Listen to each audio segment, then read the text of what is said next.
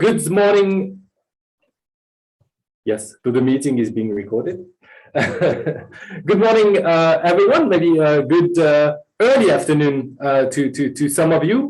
My name is Sidney Leclerc, and I'm policy analyst and team lead on policy reform in the Development Cooperation Directorate of the OECD. And I'm really happy to be moderating this last ODA Learning Series of 2021.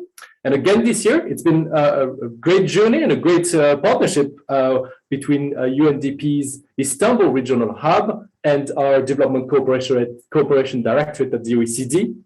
And I really want to acknowledge the great work of both teams in preparing the concept notes, coordinating the events, reaching out to speakers, communicating on social media.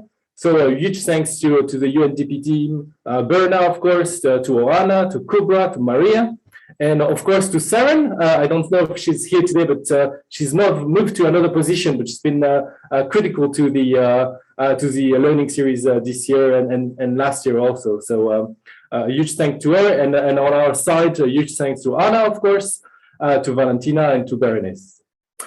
As you may have seen in the draft report, this year's ODA Learning Series addressed some fundamental topics such as digitalization, innovative finance, voluntarism, innovation, the human development peace nexus, communication on development cooperation, or data for development. And these cutting-edge topics have attracted quite an important number of participants, and not counting today, more than 450 people have participated in the seminars, and from more than 70 countries, which is an increase of 55% from last year, which speaks to the success of the series. So I really want to thank also everyone that is joining to these seminars, because both your participation is crucial to the dynamic nature of the seminars, with your question, your involvement, but also critical to shaping the seminars with your feedback, with your suggestions on what topic matter to you, what changes takes place in your organization or countries on development cooperation, and how we can best support your reflections and reach some knowledge or capacity on specific topics. And actually, that's one of the main objectives of today, is to hear from you.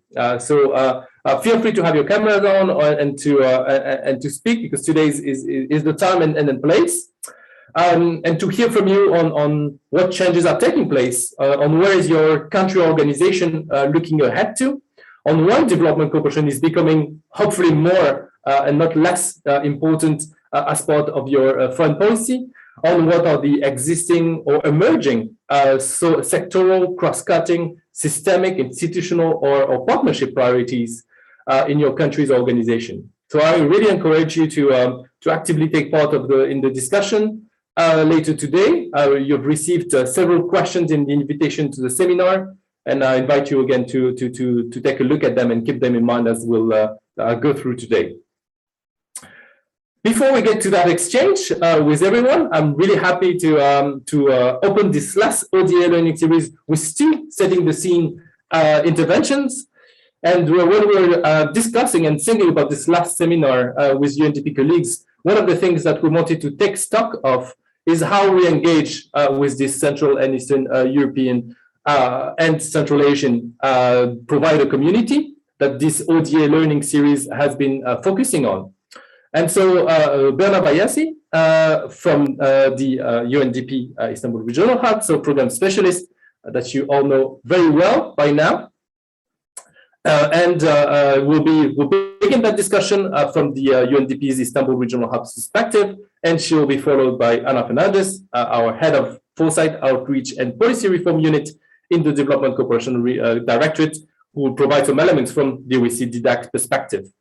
And Anna will also provide the perfect forward-looking transition to our next speaker of the day, who is Leila Sadiku, by sharing with us some insight from an upcoming foresight policy paper that the DCD has been working on the future of development cooperation ahead of the 2030 and the impact of the pandemic. I see that somebody wrote in the chat, can anyone hear? I hope so. If not, I think feel free to contact colleagues in the technical team. I think they'll be more than happy to assist. So without further ado, I'll maybe hand over to you, Berna. And again, thank you for joining.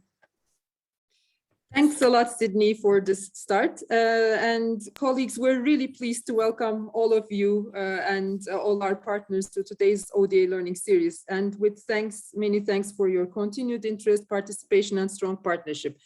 As Sydney mentioned, this is the final webinar of our 2021 ODA Learning Series, which we have been co-organizing with OECD and benefited much from their expertise and network since last year.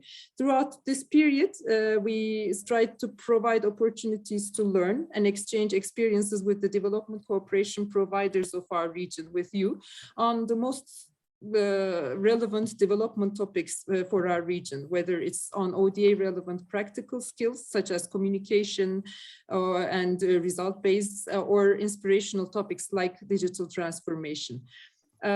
Given the huge challenges posed by the COVID pandemic, we're glad to see that we still found a way to adapt and continue this journey, important journey, even with a more expanded outreach, moving to the online version.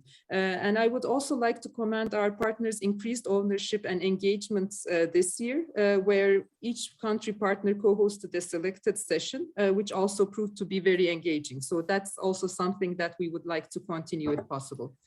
Let me briefly touch upon our work with our emerging donor partners, which aims to strengthen and explore new ways in advancing development cooperation. And ODA Learning Series is also closely linked to these service lines. One topic is the private sector. We cooperate with our partners in emerging donor community to support the engagement of our partner countries' private sector companies in development. Challenge Fund modality, as some of you know, is a funding modality for the private sector, and it helps bring in private sector companies around innovative solutions for development challenges. So the first starter of this modality was the Czech Republic, and with over 60 solutions developed by the private sector in 3 years.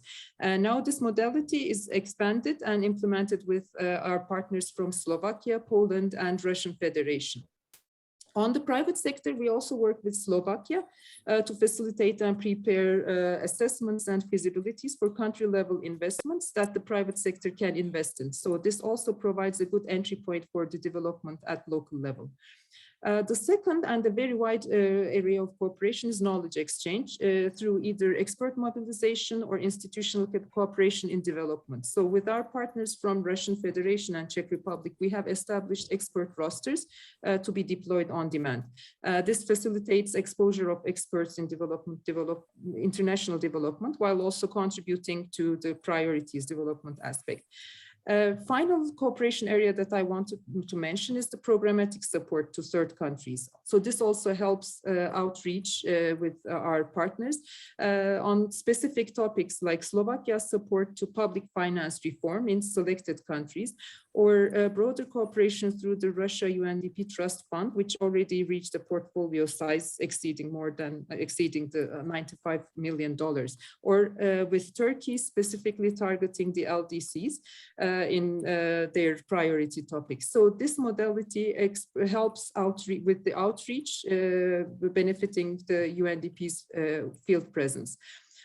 So into today's session, as part of this support, as also Sydney mentioned, we want to have a forward-looking discussion and take stock of the ODA Learning Series so far and help shape with you the future of this service line. The challenges that we have in hand is slightly different than the previous ones with the COVID pandemic, which resulted in a decline actually in global human development in the last 30 years. So the pandemic hit the world's poorest and the most vulnerable people hardest, changing the development landscape totally and the issues that we face significantly. So our partner countries need our commitment more than ever. On the other hand, the impact of climate change shows itself in various shapes and forms, such as extreme weather events, changing crop yield, rising sea levels. So the combined impact with COVID, the world faces multiple crises and need to redefine what is normal. So responding to these persistent inequalities, including vaccine inequality that's emerging, decarbonizing economies, managing the impact of artificial intelligence, building resilience. So these are very hugely existential challenges for which our current systems do not work as before. So the COVID pandemic has only brought this to the fore. In the midst of all these changes and the new normal, it's normal that development agencies also face a period of change. Recovery from the global pandemic and urgent calls to tackle the climate crisis are happening against a backdrop of continuous demand for traditional development programming, whereas we also are working on squeezed development budget. So the development agencies face a double challenge or dilemma, whether to focus on the domestic issues, domestic challenges of increased poverty, or continue to provide international development cooperation and financing. Emerging or new donors that we work with face this challenge even more given their short history in development cooperation and usually smaller resources and funding envelopes. So these are also the types of discussions that we would also like to have in today and leading to the future. So there are some fundamental questions of this new normal. Given the global changes, should country-based poverty reduction give way to global public goods, which is increasingly gaining importance, but bilateral versus multilateral engagement, and how to do more effective development cooperation, and focusing on the middle income countries, which actually received the largest share of ODA at the expense of low income countries in 2020, or also continue to look at the rising poverty in poor countries and even further in Africa. There is a recent study conducted by Center for the Global Development. The development agency representatives and their partner countries indicated a shift towards tackling global challenges, as well as an increased focus on the role of the private sector. So these are some of the issues that is coming up.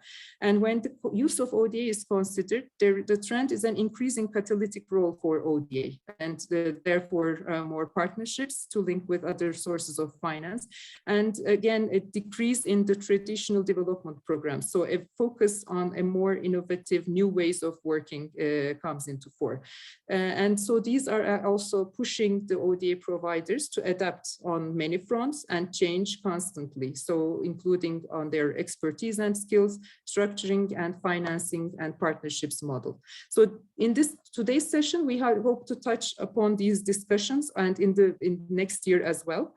And this will also help shape how we engage with our partners, with the ODA providers. So let me close it here in closing. And as I pass the floor to Ana Fernandez of OECD, I would like to thank Anna, the whole team, Sydney and Valentina, and all those who we have had the opportunity to work together throughout the years, and without them this period would not be possible. So with many thanks, I would like to pass the floor, and we look forward to continuing this cooperation and our fruitful discussions today. Thank you.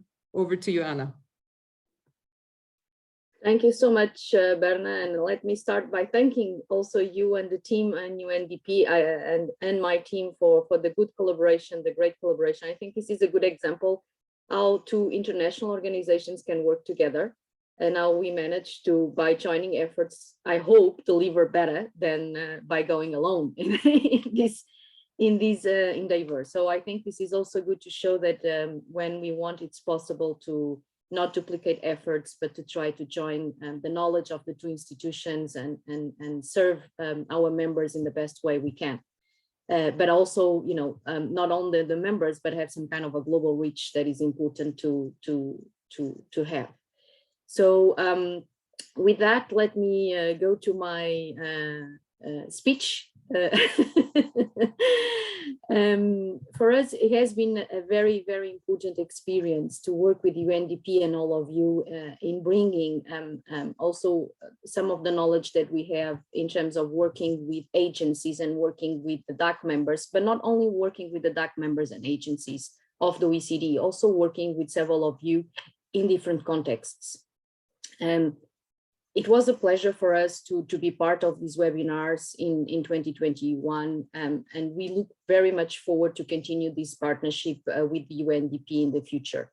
We also have been working in different ways with Central and Eastern European and Central Asian region, and we are very interested to always learn from all of you in terms of your expectations for the future of development cooperation, and how can we strengthen our engagement and support.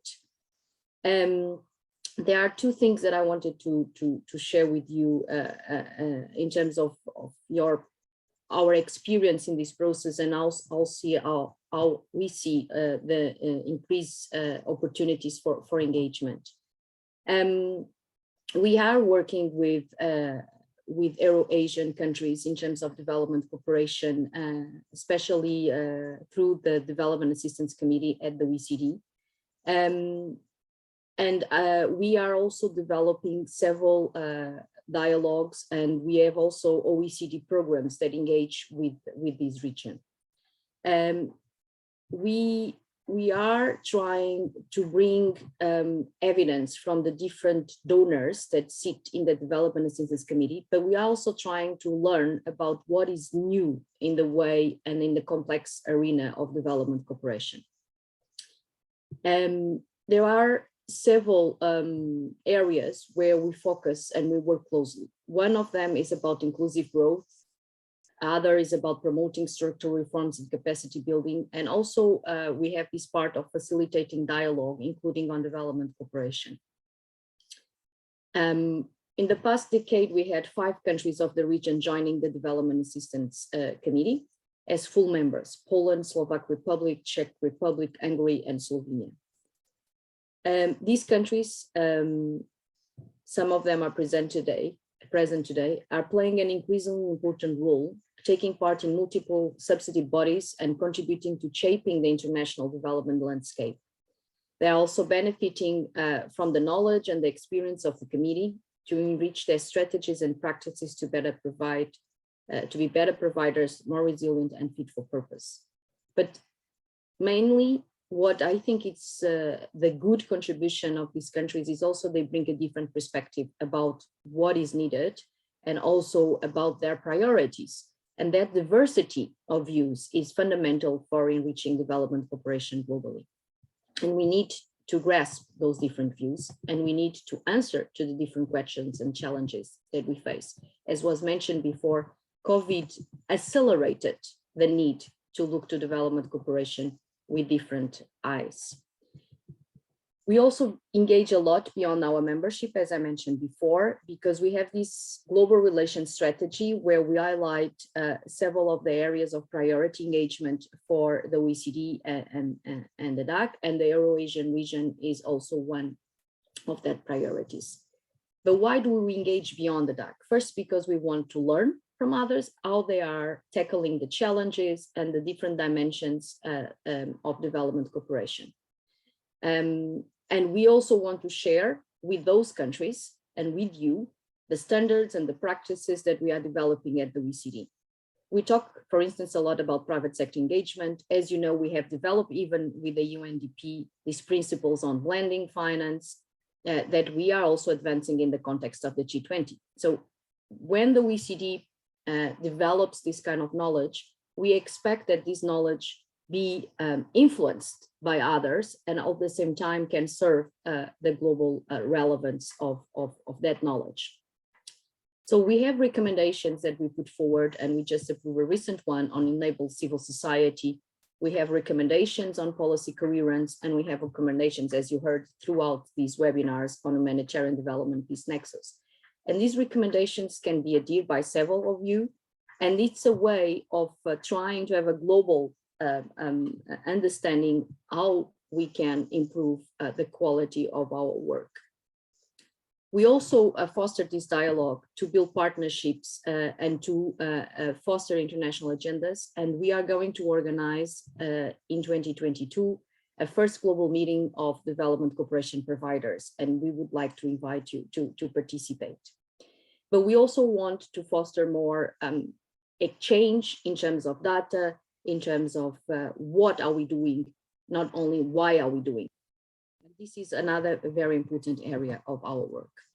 So we have a lot of venues of collaboration that we have exchanged with our UNDP colleagues that we are happy to bring to the next year also to share with you. And of course, it will be a pleasure to give you more information on this. There are different ways of engaging with the DAC, and we can give you more information on that.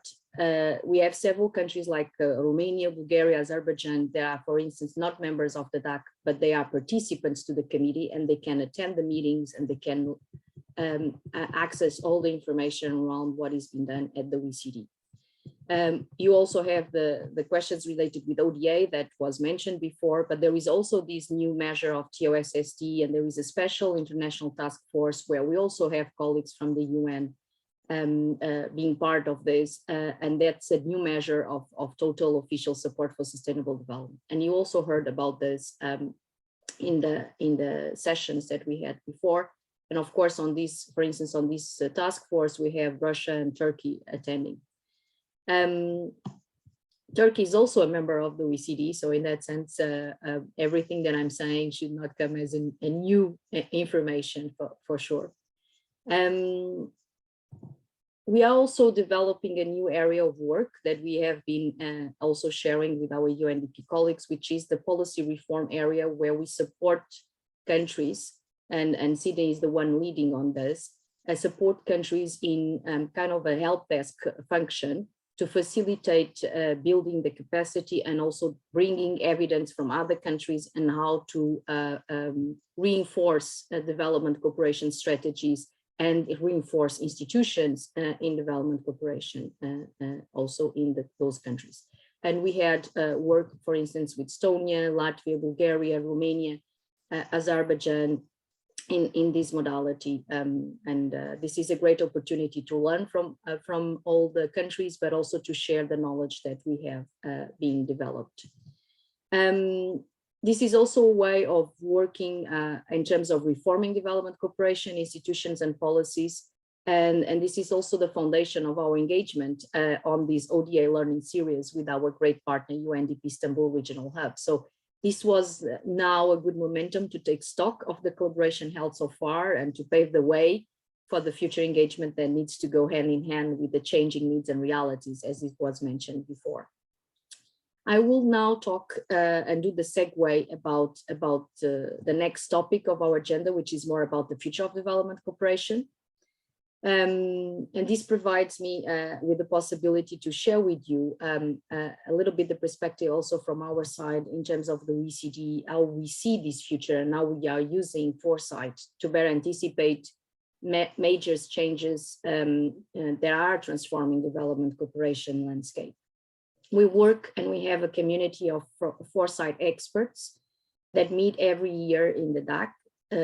So to discuss the future of development cooperation, and this is a very broad community, so you are also very happy to attend, and we will send you the invitations for that. In that space, we really bring together the different experts of foresight that are assessing and doing studies about how the pandemics, for instance, is impacting the future of development cooperation. What is going to be the next steps beyond 2030? How the current health crisis and social economic crisis is driving the future of development cooperation. But it's more than COVID. It's also about creating resilience in the systems. It's also about learning from the past to also prepare for the future. We have developed a study of 4 scenarios, which could be possible to share. Also, we will share with you in the beginning of the year. And in those 4 scenarios, we are trying to identify emerging trends that will impact development cooperation until 2030.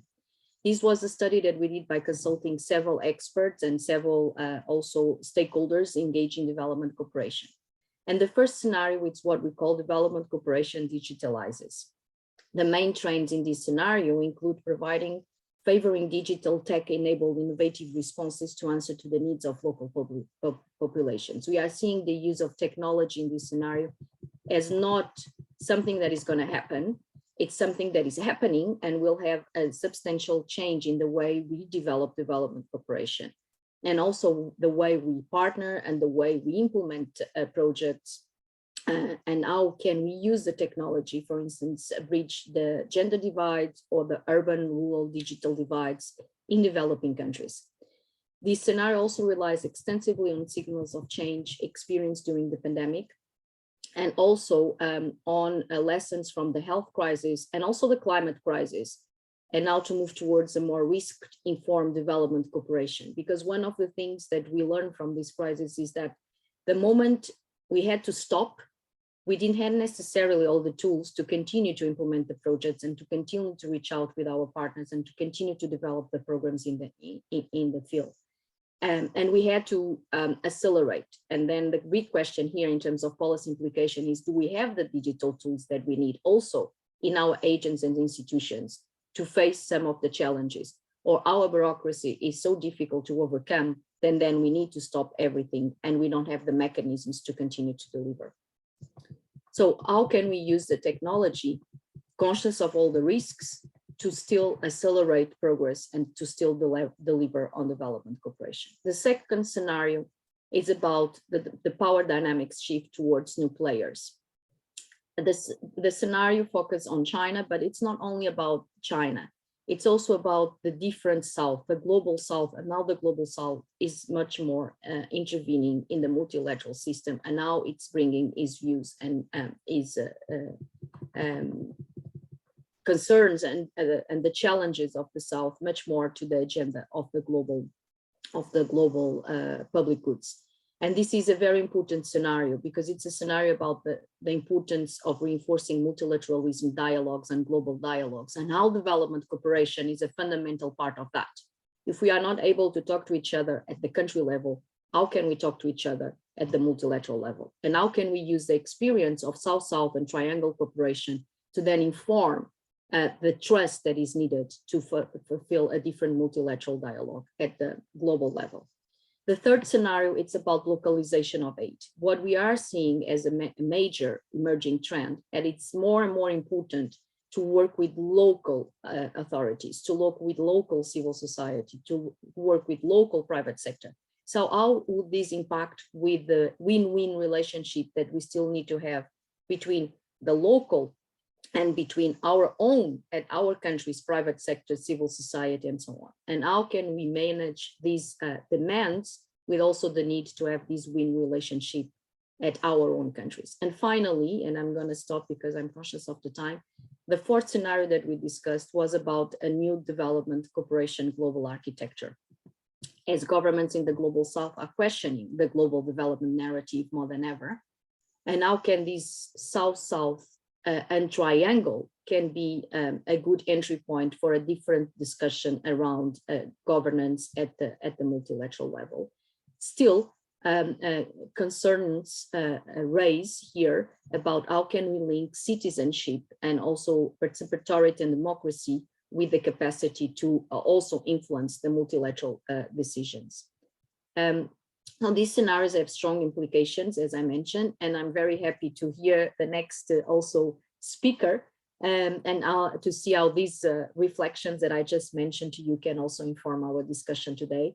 Again, it has been a pleasure to work with all of you and to hear from you and also to learn from you. And this partnership with the UNDP, I just want to reiterate, has been a very rich experience for the OECD.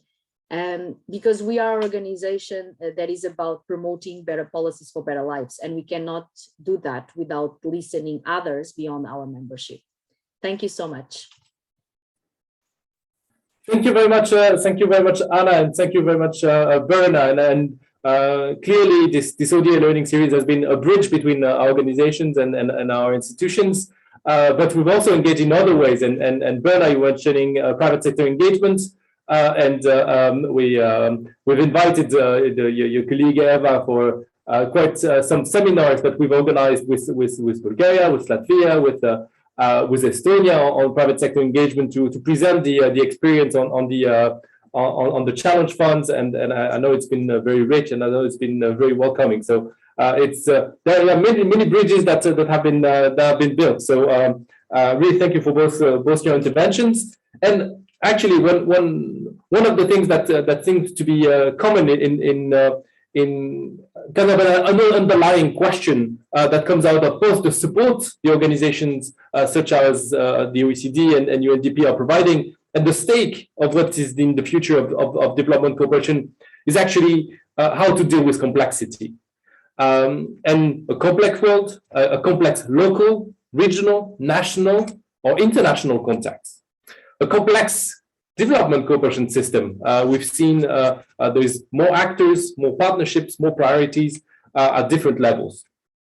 And so looking ahead and dealing with or engaging with this complexity is and will likely be a crucial in development cooperation approaches in the future. So that's why it's really a pleasure for our third speaker to welcome Leila Sadiku, who will challenge us and probably some of our assumptions also to provide some reflection around system thinking and system thinking approaches in development and how to embed, how to integrate them in this, how to integrate this complexity in strategies or portfolios.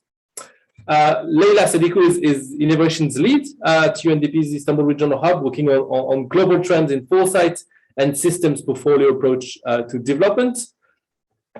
Where is she?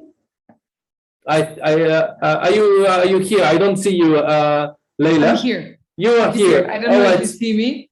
Yes, now I see you. Great. Perfect. Well, over to you, and then we'll take some question. I think for the three intervention, if there are any, so that we can also provide a space for that exchange. And before I forget, I think it would be also great. I see that some people are doing it, but don't hesitate to put your country, organization, or agency in the next to your name. That will also facilitate a bit the discussion. And again, don't hesitate to raise questions in the chat also. That'll be fantastic. All right, Leila, over to you. Thank you. So I think I've been invited to share a little bit about what we're seeing around how organizations, including ours, is also addressing the heightened complexity that we experience, as you said. So let me maybe start by sharing the screen as a good student. Hold on, slideshow.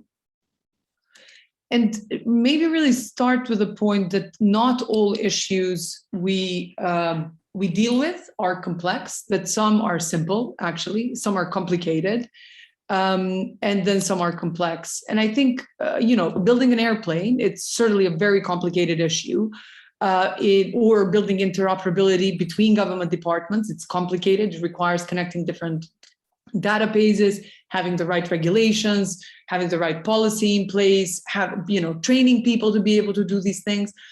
But at the heart of it, it's been done. Estonia has done it. Lithuania has done it. They've actually done it. The countries have done it, created interoperability between themselves, and it's doable. So we know that there's protocols, there's ways in which we can do it. A complex issue is something like, how do we actually create a digital mindset? Or how do we eat ethically? Or, how do we address the cascading effects of the pandemic? There's not one pathway. We're learning as we go, and we've seen this for the pandemic, and it's been said by Berna, it's been said by others as well. And ultimately, it's really about, as we're learning, we also have to adapt, and we do this as humans continuously, but when we have to do this as organizations, it becomes a little bit of a harder challenge. So when we work in complexity, we realize that actually we need to be working so when we're working with complex issues, we should be working in a systemic way. And what that means is, rather than just looking at what is happening, starting to understand what are the patterns of behavior that underlie the ways in which, that underlie what we're experiencing, what are the system structures in place, how are the different parts related, and then what are the mental models that influence this. And I can take this from, can illustrate this from, how the pandemic affects to how what happens when you get a cold. So when you're getting a cold, that's a symptom. You can treat it with medicine, but maybe you need to think about what are the patterns of behavior we've been exhibiting that actually get us to have colds. Are we getting more colds in the winter? Does this mean that we're living more unhealthily in this period? And ultimately, are we, for example, prioritizing work and other things or going out over really our own well-being that influences us getting more colds in a certain period of time or just ever? So when we're dealing with complex issues, going from problem to solution is not a clear-cut way. So a typical program cycle goes, we identify a problem, we design a solution, we implement it. Ideally, we monitor and evaluate. And that's it. But if the issues we deal with were like this, we wouldn't be dealing with, we have solved climate change or solved for climate change. We have solved for inequality, or even how do you build actually strong governance systems? So in reality, working on complex issues is something like walking a maze. So you're adapting as you go and you're learning, you're hitting a wall and then you're changing a little bit your path. And it is bound within a system. And it is bound within the system. So to be able to work in systems, we deploy portfolios, and portfolios, the word portfolio is really used, is maybe even overused in across different sectors. But this is not about putting a number of projects that have the same theme and putting them together, binding them together in one space. Working on portfolios means taking a network perspective, identifying where in the system do we want to be and where does it make sense for us to be in, being a part of an ecosystem. So rather than just saying, but where do I want to put my money in, is really asking the question, where can I be most effective? And I think all development partners ask this, but going through a rigorous process to identify, well, what is needed in this system? And then where should I invest or what should I finance in a way that helps accelerate system change in this space, and then continuously adapting this. And this is, I think, one of the ways, and I'll talk a little bit about the implications of going on this. And there's a number of organizations that are already venturing in this space. Just to give an example, and it starts really by asking a different type of question. So this is an example from an organization in Sweden that instead of just saying, well, how do we address issues related to mental health, reshape the question to how can we create mental well-being that ultimately touched upon digitization, touched upon diet. What do we do around culture and cultural opportunities? And what is it in the urban environment that can help us and aid us in terms of having a more, better well-being? Or Bogota, which has a new mayor since 2020, who's taken a bold mission, really, and said, what we need to see happen is actually cities that are centered around care. So if we want to be a green and sustainable and inclusive city, then we really need to look at care and understand care and address care. And that means, and that is a way, one, first of all, to realize to understand, what is the kind of unpaid housework and care work that happens in homes, but also what is the type, how do we address issues related to culture, issues related to identity, issues related to gender dynamics, and also then, the infrastructure and the opportunities that exist, and mobility, in fact, as well, as a way to create a different type of environment where everybody can participate in this care, in this example, in an inclusive economy. Or Krakow, because I think we have also, I'm not sure if we have Poland here, but the city of Krakow has been working with Climate Kick for 2-3 years now, since 2019. And from what I understand, majority of the energy in Poland actually continues to come from coal. So the city of Krakow asked the question, how do we address the issue of air pollution in a city? And to get there, designed a portfolio that looked not only at how do we address the immediate effects, but really had within itself how, what are the governance, how the municipality should function, or what are the different economic models that could meet its goals, so green transition goals. How do we engage with citizens in this process? How can we create more green spaces?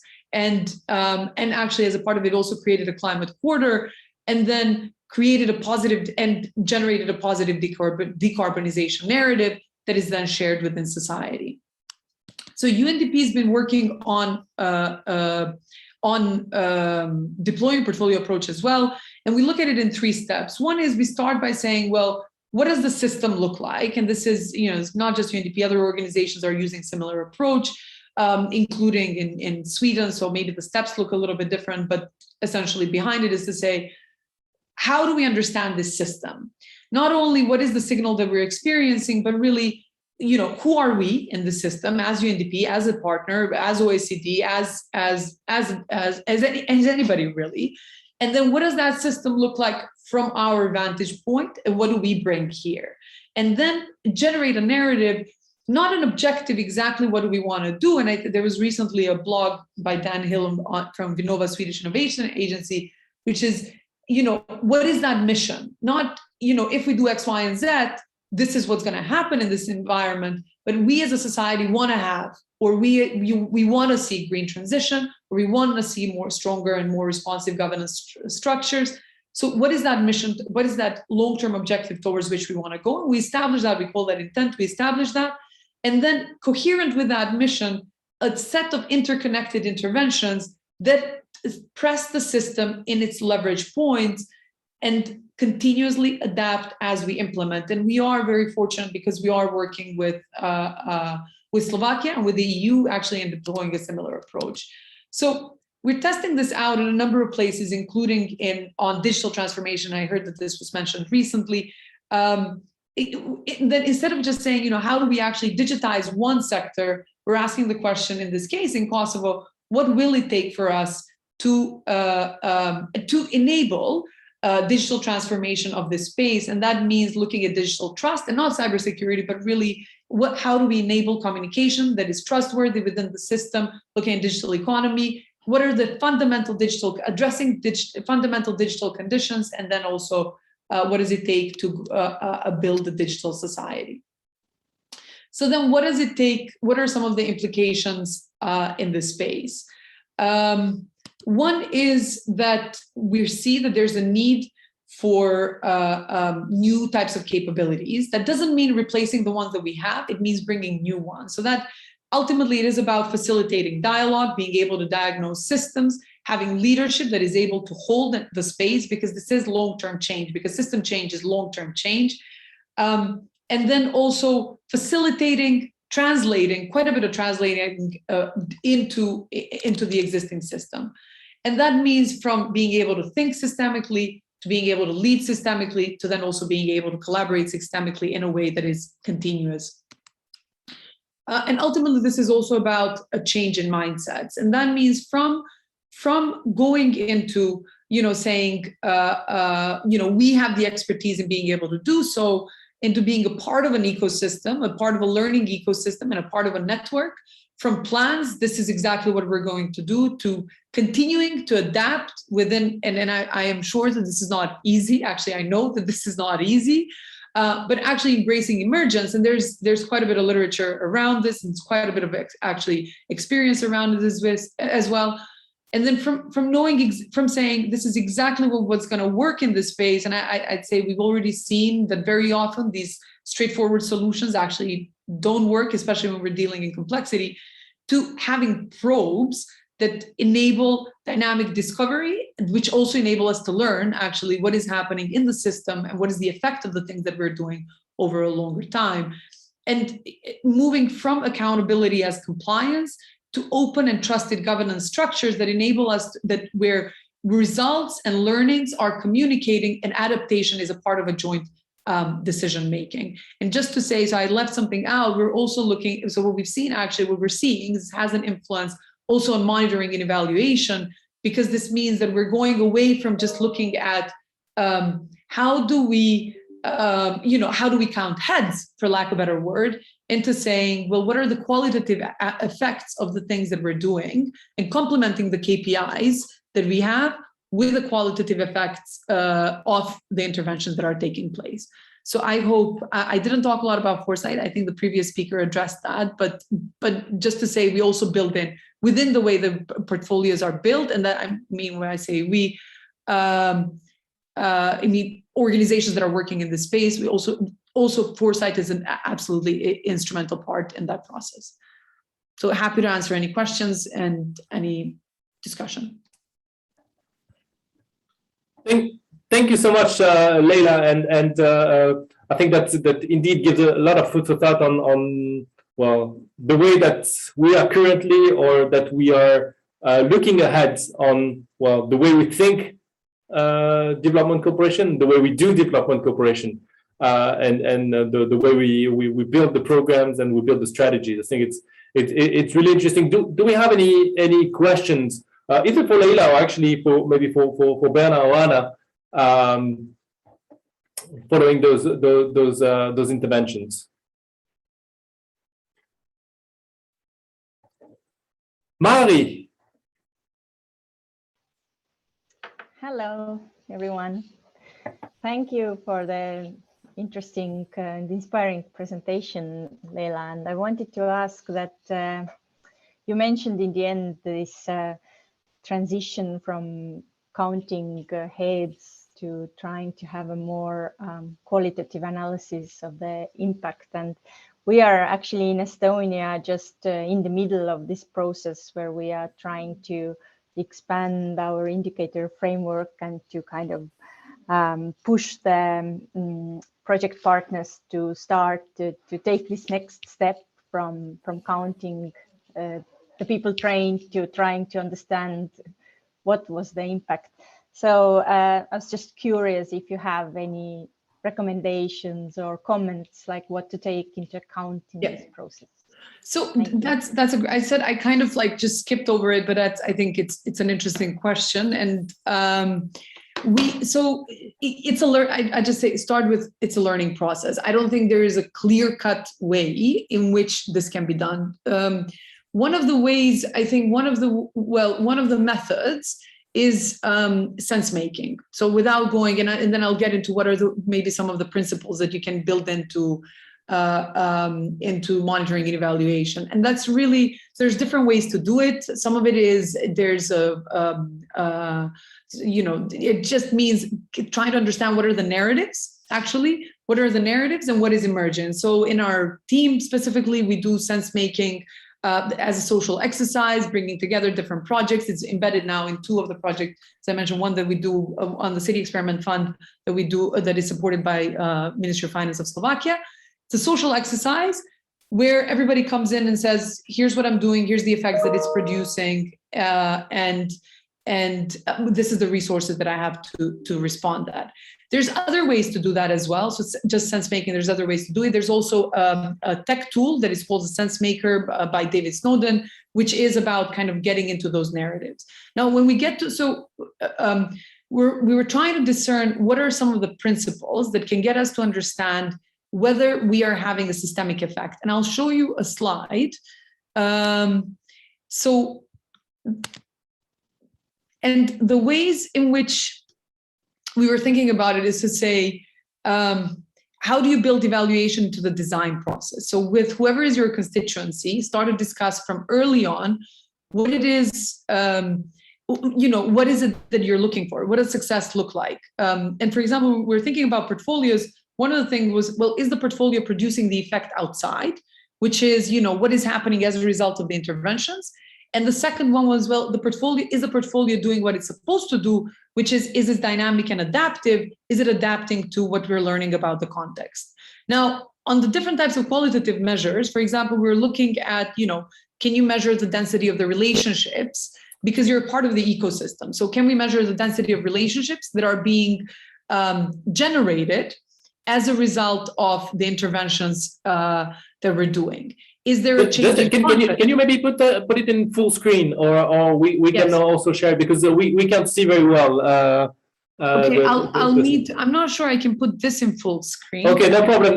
But if you're kind enough to share it afterwards, yeah, perfect. I can share it afterwards. Sorry, I can't. No problem. I can share it afterwards. But anyway, so one is, what is being produced? What have been the response to the activities in the portfolio? Two is, are there any changes? Are there any signals of change in behavior? So are there any signals in change in policy and in behaviors as well? Is there anything that's unexpected? Is there a change in the context? So that means, has something changed beyond, has something in the environment changed that is obviously beyond us? And then do we see that there is, as I said, a density in the type of relationships that exist? Are there new relationships that didn't exist before that have now been generated as a result of this, of the interventions that we're designing? And are we adapting, that's why I was saying, it's like we kind of split it in two, which is this thing doing what it's supposed to do outside? And then is this thing doing what is the portfolio doing what it's supposed to do as a tool, which is it adapting and is it dynamic? I don't know if that's helpful, but I can share the, we have, actually my team's produced a kind of a bit of a thinking piece around how do you measure and evaluate in systems. I'd be happy to share that. Thank you very much, Leila, and I'm pretty sure that it's helpful. I know that we've exchanged with Marie, who is responsible to kind of build and strengthen the Estonian monitoring and evaluation capacity. So it's I'm sure it's really fantastic. And actually, that was maybe just I don't know if there are other questions.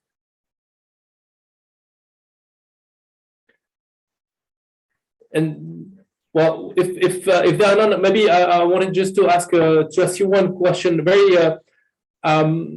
Was there any maybe concrete examples of how some providers are kind of using this systems perspective or this system based approaches in their kind of programming or policies on development cooperation?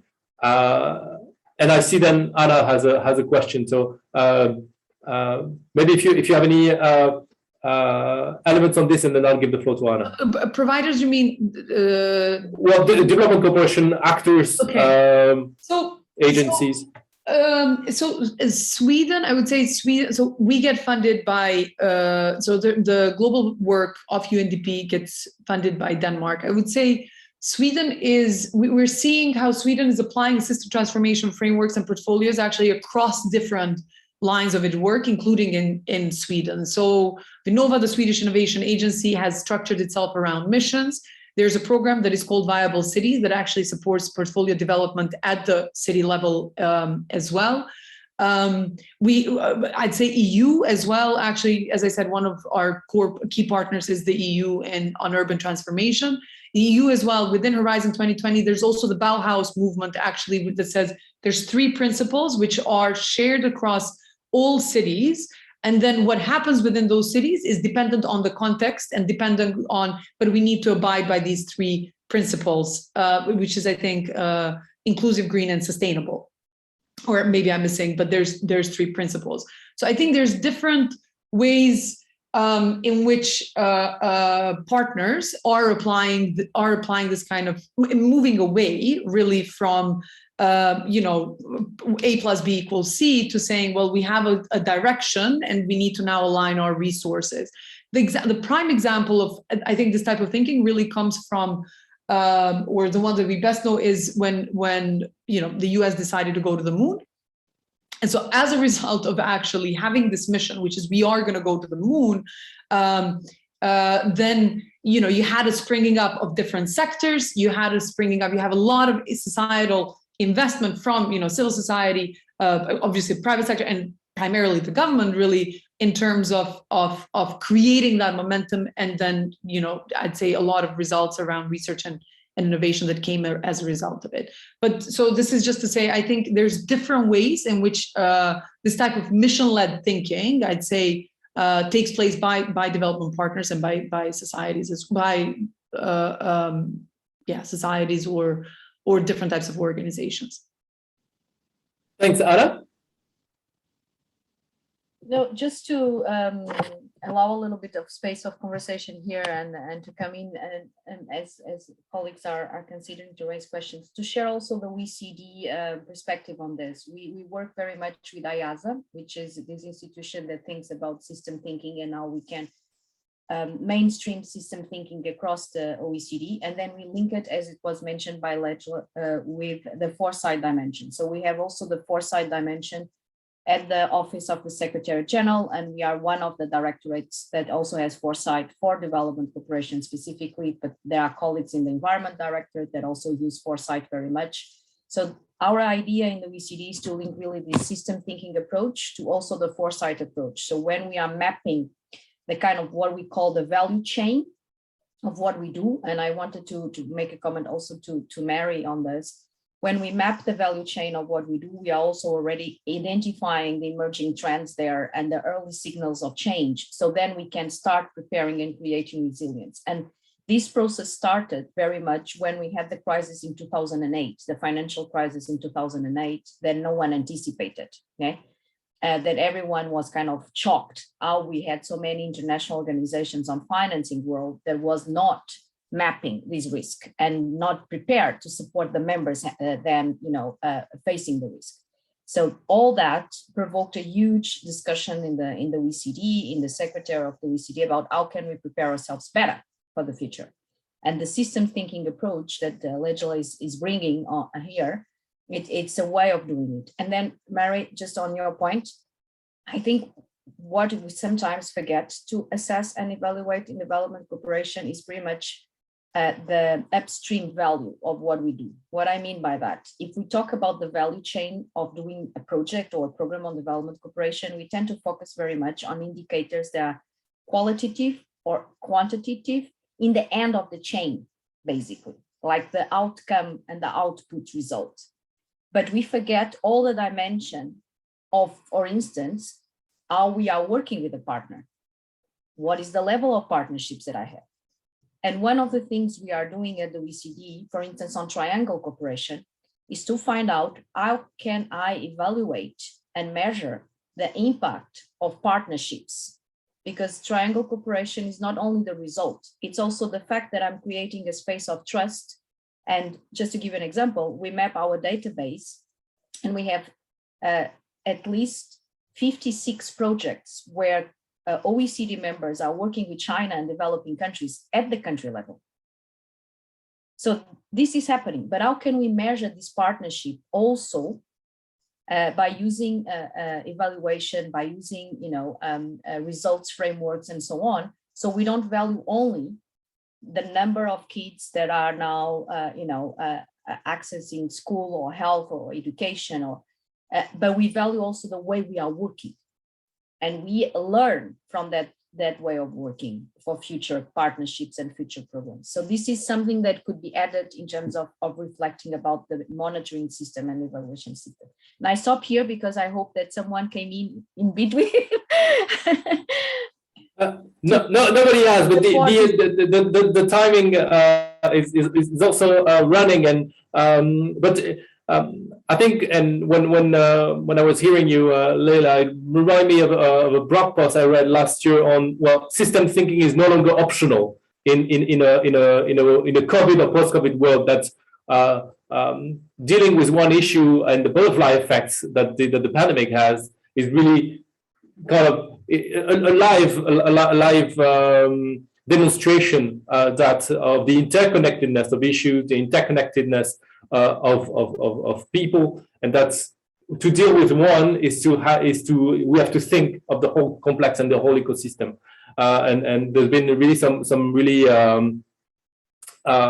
interesting work and that is being done in that regard, and I think that's a good direction, and indeed we can see that some things are moving and that approaching are evolving, and that provides me probably the perfect segue for the next discussion, and to thank you, Leila, Berna, and Anna, and that's to now our more interactive discussion. But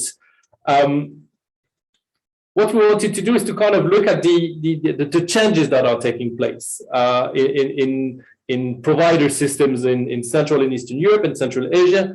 And clearly there's been important changes in the past decade or even the past 5 years. And many countries are really scaling up their development cooperation systems. And In terms of volume, clearly we can see that there is an upward trend in official development assistance that is reported to the DAC.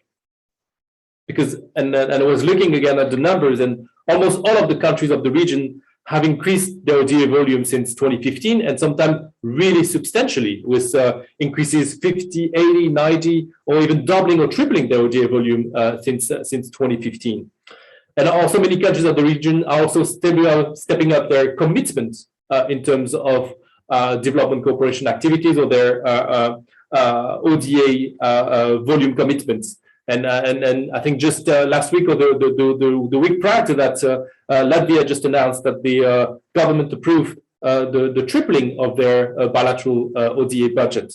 So there is more. It's more than additional finance for the SDGs, but it's I would say kind of also a sign of the change of ambition and a greater international role and presence in the development sphere for many countries. And in terms of institutions, we can see that, and we observe that many countries are building or strengthening their capacity to strategize, to plan, to implement, to monitor, to evaluate development cooperation activities.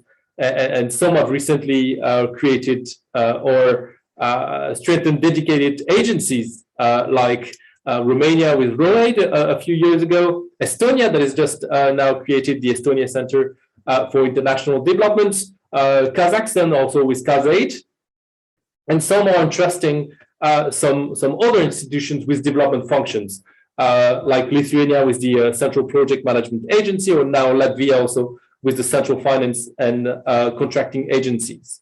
So there we see that there is really big changes in terms of the ecosystem, and finally on the priorities, we can really observe some growing interest in specific areas like digitalization in the region, clearly, private sector engagement, Berna mentioned it, or innovative finance that's been also quite high on the agenda. And we can see that there, what we find common in these areas is that they build on domestic niches or expertise to develop and to support partnering countries. But let me stop here because now is the time for the exchange, for more interactive discussion with you and to learn from you, from your organization, from your country's experience. And the way that we're gonna moderate that discussion is through some poll questions that you will see appear on your screen. And what I'll do is to invite, of course, to fill out the poll, but also to share some reflections and raise your virtual hand, and maybe I'll call up on you also to share some reflections. And I know that we have also some colleagues that are prepared to take the floor. So maybe let's just try to with the first question as a kind of a trial a question. Yes, perfect, Kubra and Maria. So the first question is quite simple, and hopefully that will be a positive answer. So has development cooperation or ODA become more important in your country in the last 10 years? And this, the initial results seem to reflect the volumes that we've been seeing and the interest that's been growing, and also probably the participation to the ODA Learning Series in the region. There is clearly, so yes, Poland did, so 86% said yes, and 14% said no. So it's good that we have already a good foundation, that there is an interest and there is a growing importance of development cooperation in many of our countries. And then the question is why? And that leads to the second question, and maybe and here I'll invite colleagues to take the floor. But why do you think development cooperation is increasingly important in your country? And here we can have multiple answers.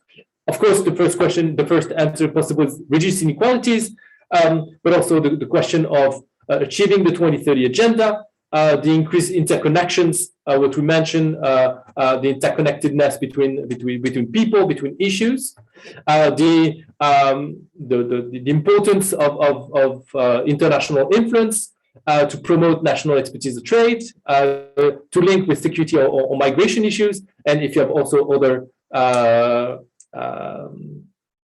suggestions, please feel free to put them in the chat. And maybe can I invite one or two colleagues to take the floor here to respond on why development cooperation is more important. What's the ambition there? Let me just check. Do we have any? Yes, Emma? And I think maybe Carolina, maybe from Poland then next. Emma?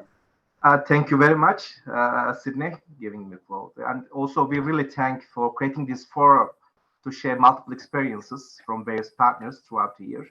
So I will address the first three questions, that the guiding questions. So why development cooperation is increasingly important to our country, and what kind of major changes is taking place, and our future projections about the development cooperation in 2030. So I would like to first mention that the development cooperation needs to adapt to the new polarization within the developing world. So to reduce that, the old models of supporting the ODA dependent developing countries needs to be complemented with a new model of collaborating with the moving and the post-ODA developing countries. And here we see the experience sharing among the rising donors is extremely important, and also mobilizing funds, as I take part in the sessions within the humanitarian development and peace landscape, especially in the post-conflict countries, is extremely important. And secondly, I think the post-COVID recovery will keep occupy our agenda in our development cooperation, and we want to keep our support to expanding the social protection systems, focused particularly on the children and youth, especially to break the intergenerational transmission of the poverty. And we see that new definitions, new classes, new categories are emerging, like precariat or the youth not in employment, education, and training. So to address these challenges in the post-COVID recovery period, we will keep our support in creating employment through vocational training, innovation, and entrepreneurship. And then to create this forum, we believe that the global knowledge bank experience sharing platforms are really important in this post-COVID recovery agenda. And thirdly, I think the development cooperation needs to consider the productive side of the economic development as a supporting structure to the social side. And this is because one of the greatest challenges of facing many developing countries is potential for undesirable patterns of structured transformation. And from that aspect, we as TICA and Turkish cooperation model, we want to keep our support on food security is a key sector. And then especially the data shows us the global poverty is remaining still in the in rural areas. So we want to mobilize the much needed finance and know-how and best practices on the on this area. And finally, on the fourth key point is in terms of climate action, as we Turkey approved the 2015 Paris Agreement on climate change, and like all the institutions, we will gear up our efforts in programming the smart agriculture to green energy solutions and creating learning hubs for disseminating knowledge in academia and in research in developing countries. All in all, I don't know, maybe my colleagues might join and complement from my institution. Maybe Ms. Yasemin, do you want to take the floor? Do you want to give something else? Thank you. Yeah, thank you, Mr. Emre. I won't talk about the TICA, but I want to talk about the middle income countries, because it's just keeping my mind busy. What will happen post-COVID term? It was a problem for the southern countries and the middle income countries like Turkey long before COVID. Now it has deepened in a very, very bad sense, because considering the social and economic challenges experienced during the COVID pandemic, and it has impacted the economic development and the potential financial capacity of the middle income countries. So before COVID, there was some possibilities, and they developed opportunities like blended finance and private sector partnerships were the most utilized amongst the others. But what are your opinions about these post-COVID problems, and particularly on middle-income countries?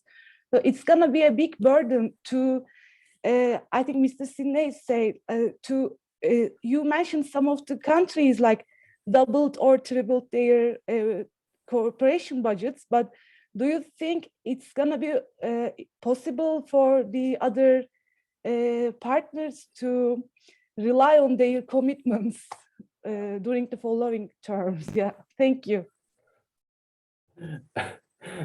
Thank you very much for your intervention. I'm afraid I'm not certain to have the answer. I think that also the rationale, and your colleague was also mentioning it, to also involve the private sector in shifting from the billions to the trillions. It's the rationale to be able to harness as much resources as possible and partner with different actors in the system to be able to achieve the SDGs and to maybe come back from the situation and the COVID times. But Anna, I see you want to take the floor. Yes, just to say, to respond to Yasmin on this question. We did a development cooperation report about trends for ODA financing, and now we see this evolving. And before last year, everyone was saying, well, ODA is going to decrease because of the COVID and so on. And in fact, it increased. I think the states are also assessing the need to invest on ODA in different areas and sectors.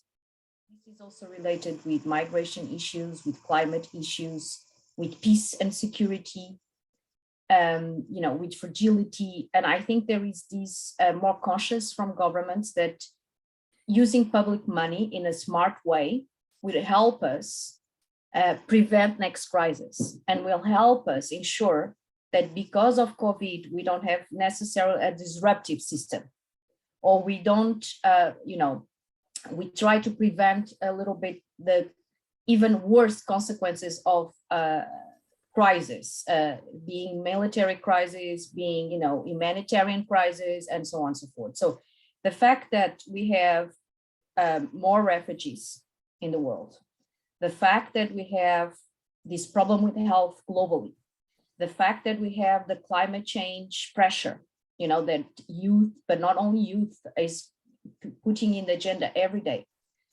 Questions related also, again, with some of the countries very concerned with human rights, and because it's an agenda that is coming again and again more strongly between, the discussions around the world. There is always this tension, about democracy, human rights, and this is coming back again somehow.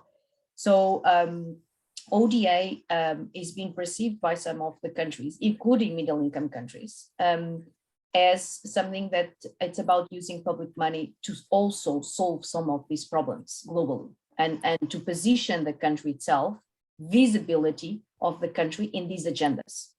So, but I want to add one point. Sorry, Sidney, for taking so much time. We are talking a lot about ODA, but it's true that it's more than ODA. We also see a growing influence in terms of other kind of in-kind contributions. And just to give you an example, for instance, we have the agents of some agencies that they don't have necessarily a big budget, but they are very influential in terms of knowledge sharing. And they are doing a lot of South-South and Triangle cooperation projects just to share knowledge on water management, on conflict management, and so on and so forth. In fact, what we are trying to do in the TOSSD dimension that I mentioned is also to grasp this in-kind contribution. What is the value of this South-South, and how can we measure this South-South knowledge sharing? So then the middle-income countries don't feel that because they don't have so much money to put on the table, they are less influential. No, they are, also influential because they are bringing knowledge, and we can measure that in-kind contribution in a different way. So I just want to bring this as information, because the TOSSD is trying to grasp that new way also of doing development cooperation beyond the financial ODA perspective. Thanks. Sorry, Sydney. No problem, Anna. And I think Carolina wants to come in. Yes, Sydney, thank you. Good morning, everyone, or good afternoon to those who already are in the afternoon. So when it comes to the importance of development cooperations, it is extremely and increasingly important for Poland. And it's really, we can say that it forms integral part of our foreign policy. We do focus primarily on support to sustainable economic, socioeconomic development of our partner countries, of their societies, with special attention to reducing poverty, improving health, and raising levels of education. What Anna mentioned, like good governance, respect for human rights, rule of law, are also among key priorities of Polish aid. When it comes to the major changes that have taken place recently, we were in a situation when we've been working on our multi-annual strategy, our multi-annual development cooperation program for the entire decade from 2021 to 2030. We had it almost ready, and then the COVID hit. So basically on the spot, we had to adapt and we had to balance every long-term approach and priorities that we've set for ourselves with the short-term activities directed, aimed at fighting the most direct consequences of COVID, as well as the pandemic itself. So that was a bit of a challenge for us, but I think that we've managed. We're still struggling with, reaching our commitments when it comes to ODA levels, but we're getting there slowly. And what we see as very important these days is that due to the we still see the ODA as the key pillar of development. But there is no doubt that the public resources are limited and the needs of our partner countries are increasingly growing. So we believe that the engagement of private sector in the development cooperation and this whole development, investment, trade nexus is becoming more and more important. This is what we're exploring also in terms of modalities of our cooperation. And we've been touching upon this from more theoretical side, trying to gain expertise on this, and our collaboration with the DCD, with Anna, with Sydney, with your entire team in the framework of our roadmap for collaboration was very, very important for us. And we're also working together with UNDP, as Berna mentioned, in the framework of the Challenge Fund modality, and we're trying to engage our private sector and promote innovation through reaching out to private sector, to academia, and focus our development cooperation a little bit on issues such as green technologies, ICT, smart cities, and so on and so forth. And lastly, very briefly, I also wanted to touch upon what Yasmin from TICA mentioned and the importance of mix, because there is absolutely no doubt that the COVID hit the LDCs and it's somehow even emphasize or the growing inequalities. But we do have several reports coming in, I think that from World Bank, as I recall, stating clearly that the COVID pandemic has ushered a new poor profile that is more urban and reliant on informal sector. And this new poor profile is very much likely to reside in mix compared to the so-called existing global pool. Therefore, I think that while not losing sight of the LDCs and their needs, we also shouldn't forget that there are other, like, let's say, victims of COVID, and they are in the mixed countries, and they are less reliant on the traditional assistance, but still need our help and our attention. So this is why we are also, as the Polish Aid, we are focusing on mix, and we are very much ready to share our experience, transition experience, you name it. So thank you. Thank you so much, Carolina, and I think that provides, I would say, the the perfect transition to the next question and to also hear some of the colleagues. But I mean, clearly, or probably one of the elements that we missed in the previous question on all the topics is the post-COVID recovery. Clearly. So the third question is, what major changes took place in your development cooperation system in the last 5 years? And here you can of course reply more than one answer. There are new geographic priorities, new thematic priorities, new partnership modalities with the private sector. We're just mentioning that with foundation, with civil societies, and also have your organization or country has undergone some major institutional reform.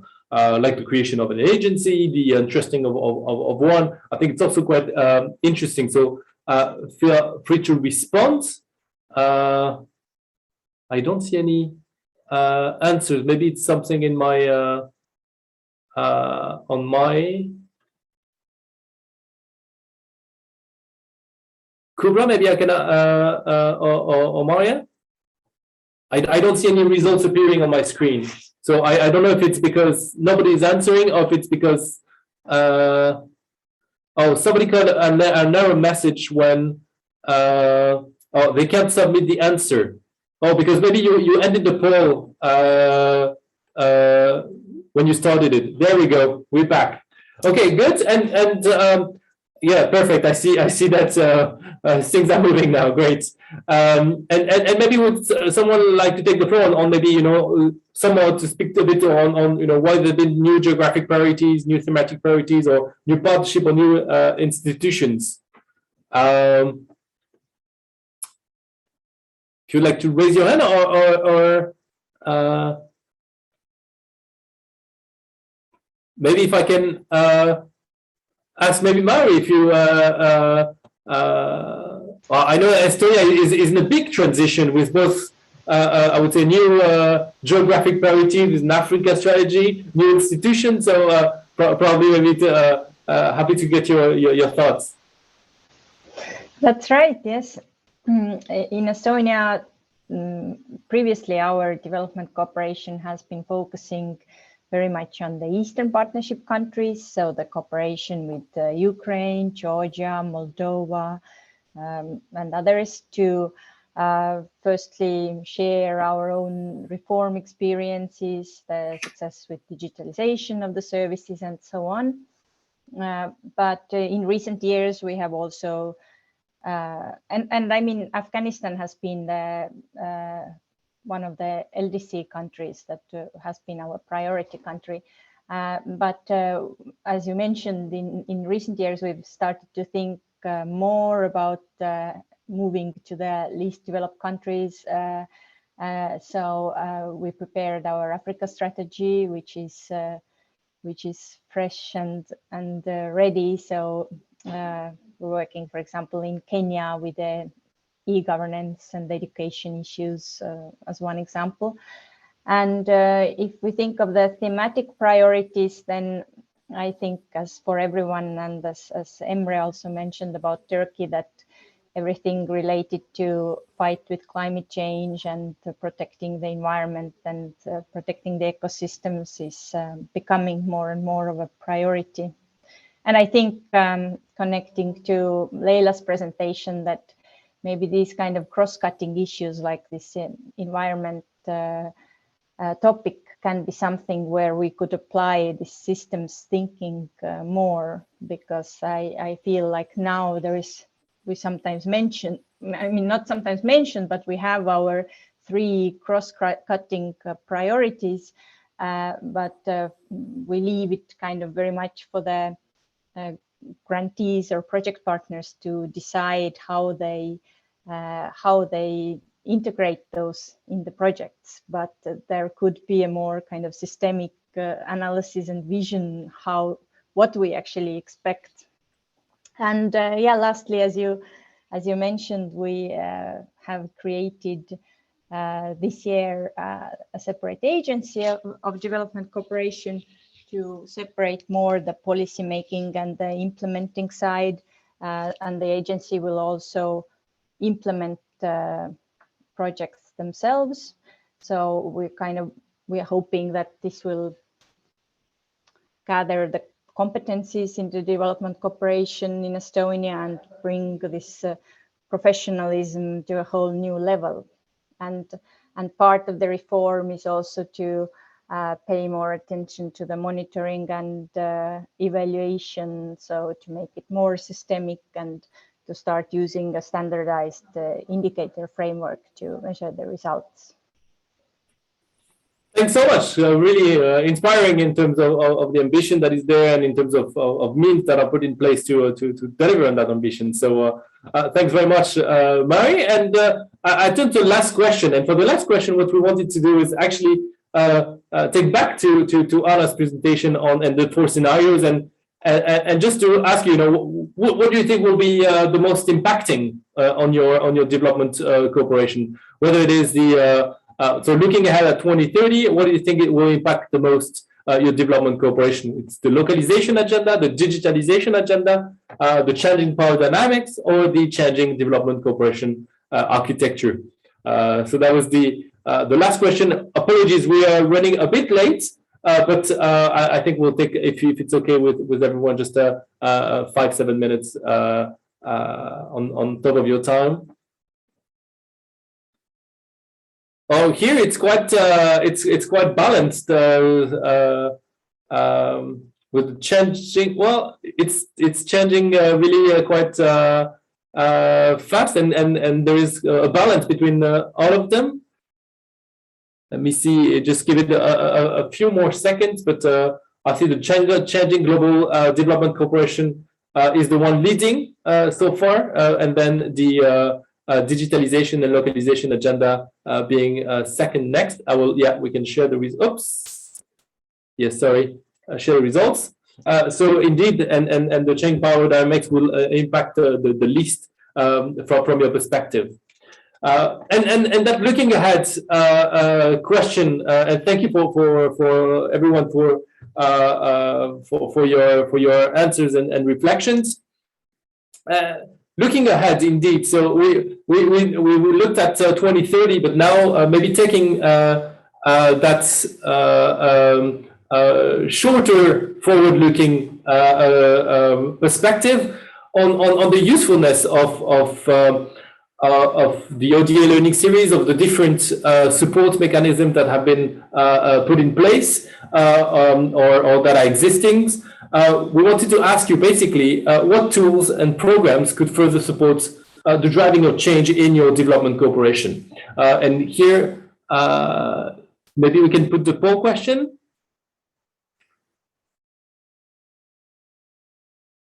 Maria? Good.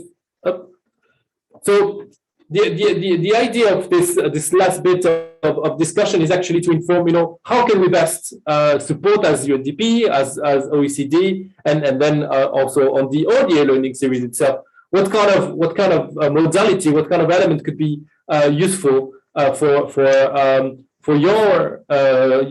advancing your own change. And we've selected quite a few modalities that we thought of. Of course, these are not exclusive. So if you're thinking of others, feel free to integrate. But we see that matchmaking opportunities for partnership is a big one. The facilitation of peer exchange, the tailored analysis or assessments.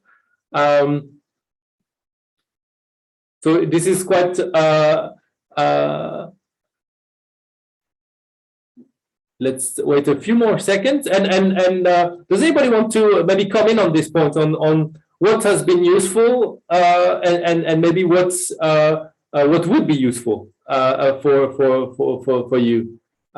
Maybe I'll look either in the chat or does anybody want to take the floor here? Feel free to also just open your mic.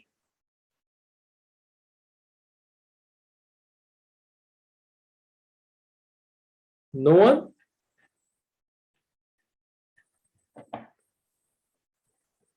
Well, let me just share with you the results. And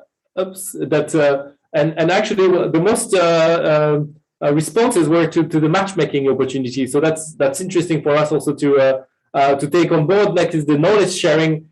So clearly, the ODA Learning Series goes into that category and of exchange. Tailored analysis and facilitation also seem to be quite important. So we can also think of different ways that we can that we can do that more.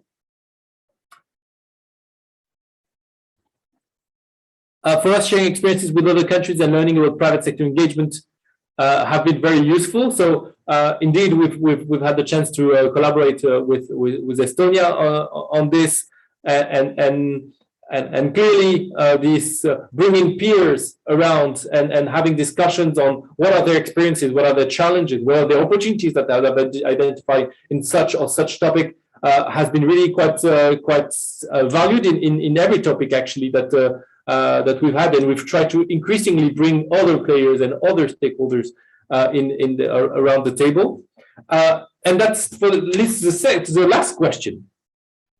Oh, to the almost last question, and then we can conclude. Which aspect of the ODA Learning Series 2021 do you find most useful or interesting? And select one or more options. And here we've tried to break down in a way the four dimensions of this ODA Learning Series. So the familiarization with new or emerging topics. We've talked about data for development, innovation, portfolios, digitalization, and then the presentation of concrete approaches or strategies. So that comes back to it to the peer learning dimension. Then the opportunity to raise questions with experts, and then the discussion among some colleagues from the region. So here clearly that reflects a bit what we had in mind, and maybe somebody wants to take the floor here. I see, Caroline, you turn your camera back on. Did you want to take the floor? No, not exactly, but I can just say very briefly that this year's especially the ODA Learning Series, we found it very helpful, and we see the special value of it in those practical angles and the sort of division of labor between you and us donors, and closer involvement of particular countries sharing their experience and approaches, and we were very happy to be one of them as well, because those peer learning, peer exchange is something that we can really benefit a lot from, and I think that if you're thinking about next year's or upcoming series, those elements should be something you should have in mind as well. Thank you. Thanks so much, and yes, clearly that's probably maybe one of the benefits of this situation, and also being able to gather online colleagues that probably it would have been a lot more difficult in a physical setting to do. I think that's one of the probably valuable adaptation that we've had to deal with, but probably benefits of the situation. And that leads to last question, and here I'll really call you on to use the chat. To use the chat on what are the topics? What are the topics that you see that you've been discussing maybe internally that we could address? Maybe differently that we've done before, because we've touched upon last year and this year quite a lot of the topics that are there, but maybe there are different ways, and there is maybe some deeper dives on certain topics that might be interesting to you. So I would be really happy to get your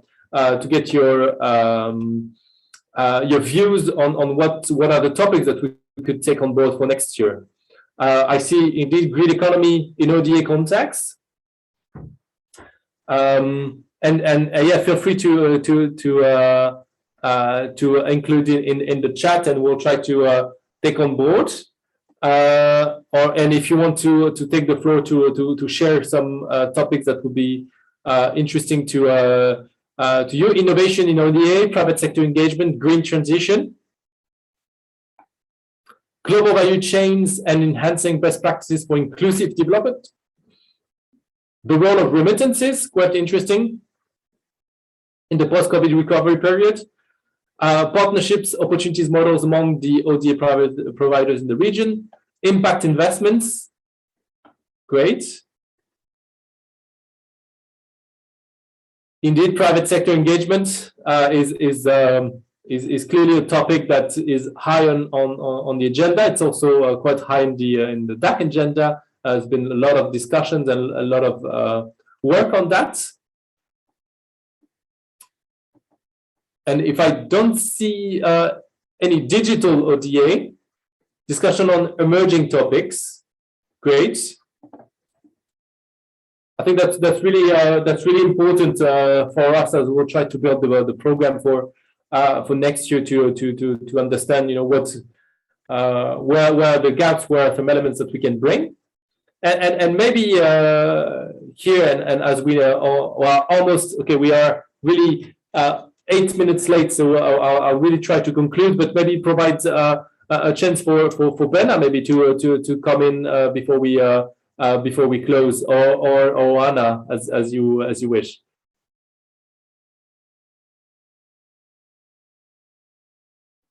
Anna, would you like to take the floor?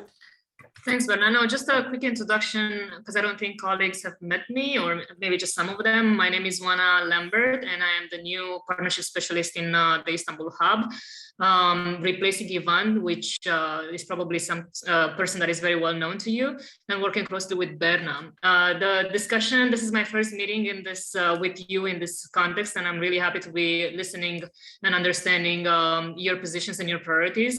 I actually wanted to, but maybe this is something to reflect on for our future discussions, as well as I think the discussion around you know, transforming our development cooperation and looking more into systems approaches and portfolio development, something that we're trying to do also at global level to flexibilize the way UNDP is being funded. As you know, UNDP is highly projectized, and we're trying to make it a little bit more in line with the funding compact commitments, but also more efficient at country level. So this is a question maybe for the future. What would it take for you as emerging partners to allocate more flexible funding around portfolios, as we know that it's more of a difficult discussion with setting baselines and indicators, and as we discussed also development impact and SDG impact and so on. But something that I would like to also discuss in the future based on how you see this portfolio development happening in your countries as well.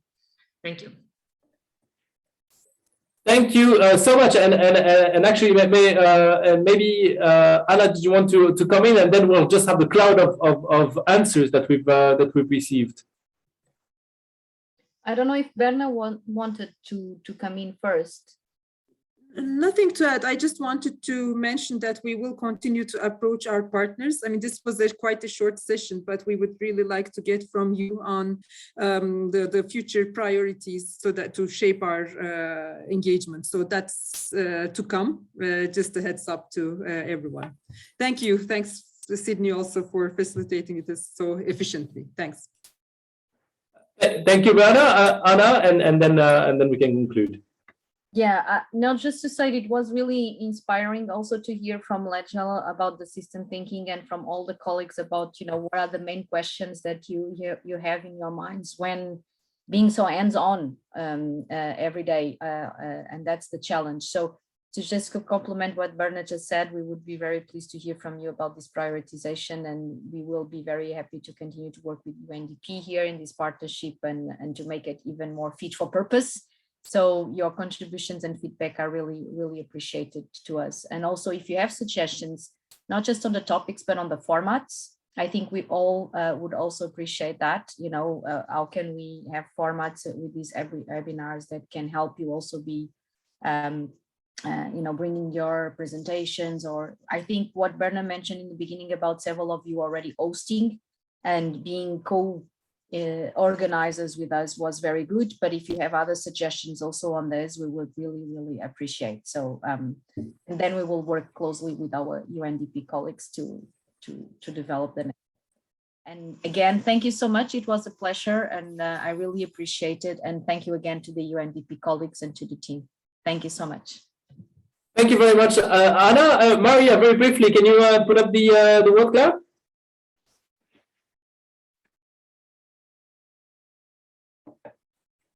Perfect. Then that was a very fast and efficient word cloud produced. So we'll keep that in mind, and we'll take that on our winter break. So I would like really to thank you again. Thank you, Oana, also, and welcome, Oana. We look forward to working with you and Bernard again next year, and the colleagues. Thank you to everyone for taking part in all of the series this year. You've received a draft report of the ODA Learning Series that will be updated with 2 days discussion, and so that will constitute the final report. Again, thank you so much. Have a great end of day, end of week, and end of the year, and we look forward to seeing you again next year.